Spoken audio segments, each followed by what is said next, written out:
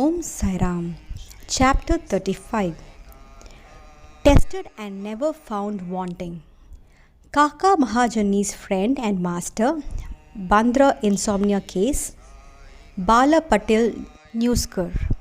This chapter also continues with the subject of the importance and effectiveness of the Uddhi.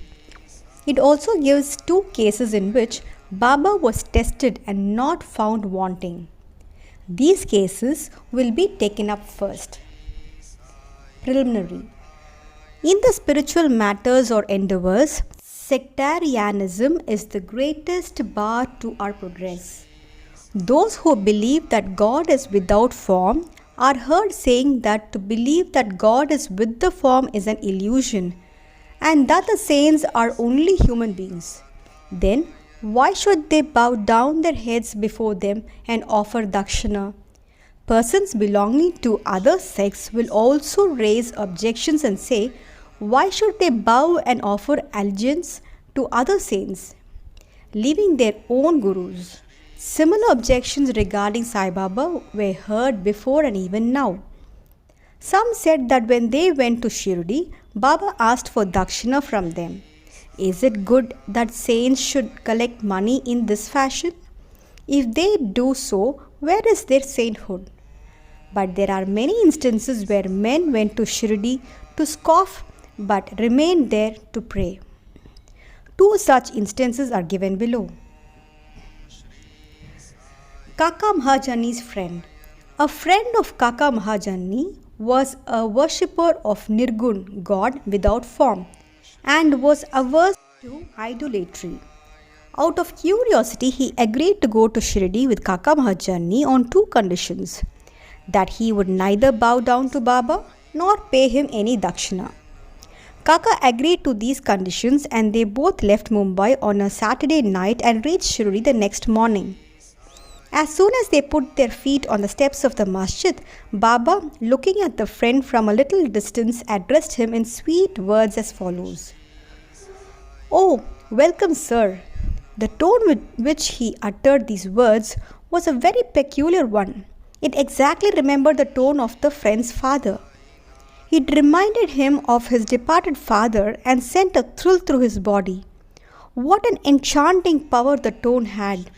Being surprised, the friend said, "This is no doubt the voice of my father." Then he at once went up and, forgetting his resolution, placed his head upon Baba's feet. Then Baba asked for dakshina twice, once in the morning and again at noon, at the time of their taking leave, but he asked it from Kaka only and not from the friend. The latter whispered to Kaka, "Baba asked for dakshina from you twice. I am with you. Why does he ignore me?" "You ask Baba yourself," was Kaka's reply. Baba asked Kaka what his friend was whispering. Then the friend asked Baba himself whether he should pay any dakshina. Baba replied, "You had no mind to pay, so you were not asked, but if you want to pay now, you may." Then the friend paid ₹17 as dakshina, the same amount that Kaka paid. Baba then addressed him with a few words of advice. "You destroy the Teli's wall, sense of difference between us, so that we can see and meet each other face to face." Then Baba allowed them to leave. Though the weather was cloudy and rough, Baba assured them of their safe journey and both of them reached Mumbai safely. When he reached home and opened the door and windows of his house, he found 2 sparrows dead on the ground and one just flying out through a window. He thought that if he had left the windows open, 2 sparrows would have been saved, but thought again that they had met their lot and that Baba had sent him back soon just to save the 3rd sparrow. Kaka Mahajani's master. Kaka was the manager of the firm of Thakkar Dharamse Jethabai, a solicitor of Mumbai. Both the master and the manager were on intimate terms. Mr. Thakkar knew that Kaka would often go to Shirdi, stay there for some days and return. When Baba permitted him, out of curiosity, Mr. Thakkar decided to go to Shirdi with Kaka. During Shimga holidays, As Kaka's return was uncertain, he took another man with him for his company. The three started together, and Kaka bought 2 seers of raisins, dried grapes with seed, on the way for presentation to Baba. They reached Shri in due time and went to the masjid for darshan. Baba Sahib Tarkad was also there, and Mr. Thakkar asked him why he came there. For darshan, Tarkad replied. Mr. Tarkar asked if miracles took place there. Tarkar replied that it was not the concern. The earnest intentions of the Bhaktas were satisfied here. Then Kaka prostrated himself before Baba and offered the raisins to him. Baba ordered them to be distributed. Mr. Thakkar also got a few of them. He did not want to have the raisins, as he was advised by his doctor not to eat them without washing and cleaning them. So he was in a fix. He did not want to eat them, nor could he reject them. To keep up formalities, he put them into his mouth, but did not know what to do with the seeds. He could not spit them out on the floor of the masjid, so he pocketed them against his wish. He then said in his mind that if Baba was a saint, how could he be ignorant of his dislike for the raisins, and how could he force them on him? When this thought arose in his mind, Baba again gave him some more raisins. He could not eat them but held them in his hand. Then Baba asked him to eat them up. He obeyed and found to his surprise that they were all seedless. He wanted to see miracles, and here was one. He knew that Baba read his thought, and as per his wish converted raisins with seeds into seedless grapes. What a wonderful power! Again, to test further, he asked Tarkad, who was sitting by and who also got some raisins, what kind of grapes you got? He replied, the variety with seeds. Mr. Thakkar was still more surprised to hear this. Then, to confirm his faith further, Thakkar thought in his mind that if Baba was a real saint, the raisins should be now given to Kaka first. Reading this thought also, Baba ordered that distribution should be commenced from Kaka. These proofs were sufficient for Thakkar. Then Shama introduced Mr. Thakkar as the master of Kaka, upon which Baba said, how could he be his master? He has got a different master altogether. Kaka appreciated this reply. After forgetting his resolve, Thakkar saluted Baba and returned to the Vada. After the noon aarti was over, they all went to the masjid for taking Baba's leave for their departure.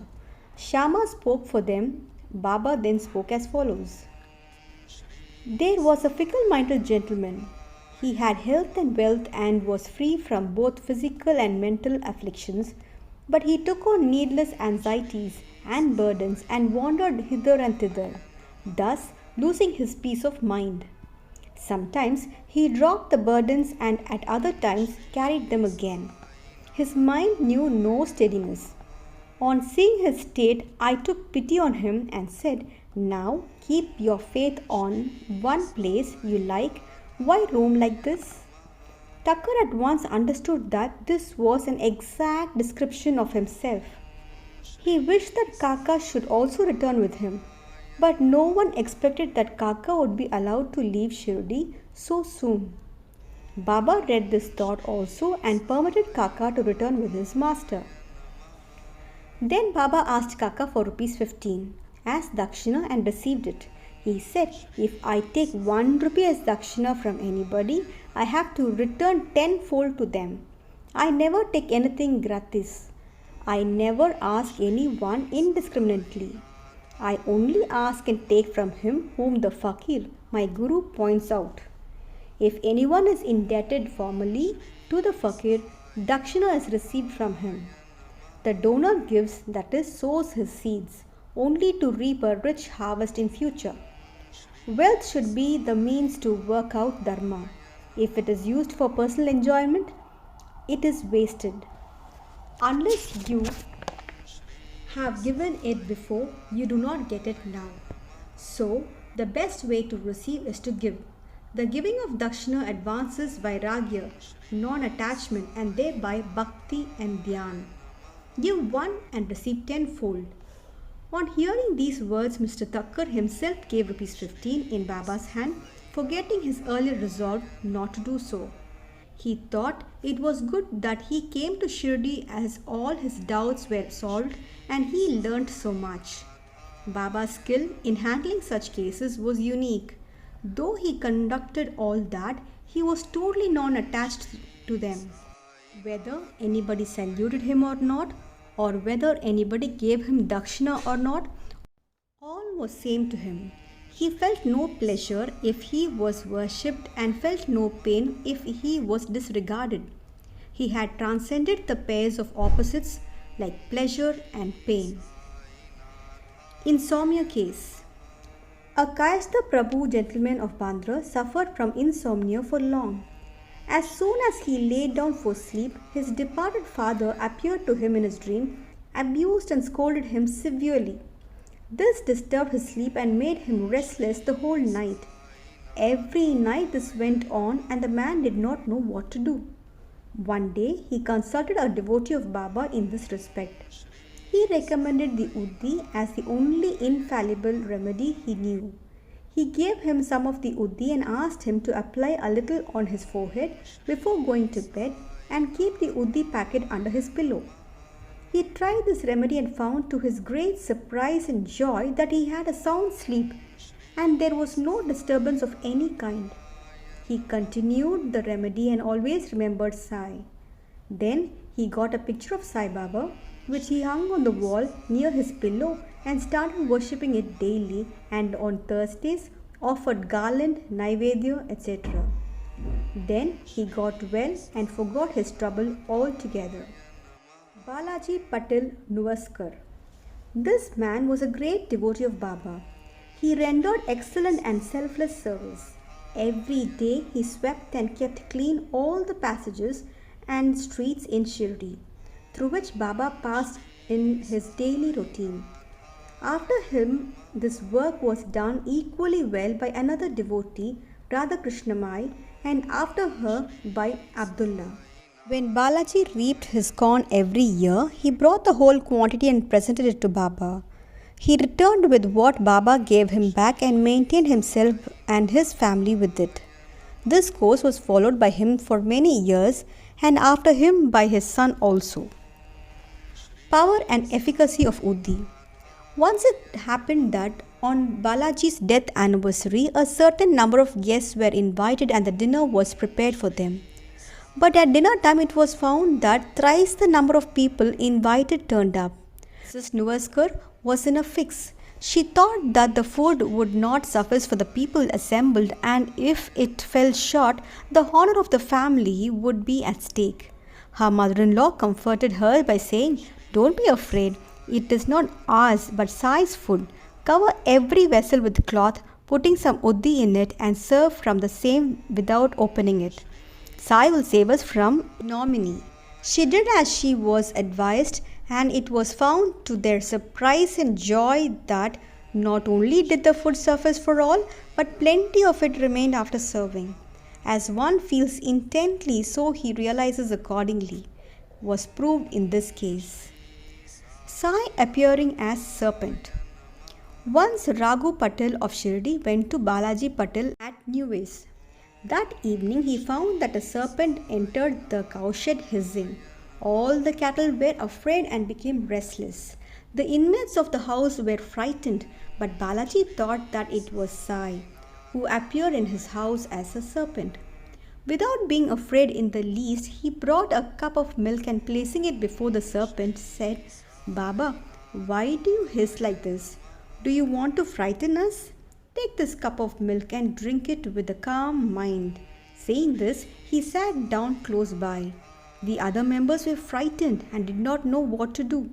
In a short time, the serpent disappeared of its own and nobody knew where it went. It was not found, though a thorough search was made in the cowshed. Balaji had 2 wives and some children. They sometimes went to Shirdi from Newways for taking Baba's darshan. Then Baba bought saris and other clothes which were given to them with his blessings. Bow to Shri Sai. Peace be to all.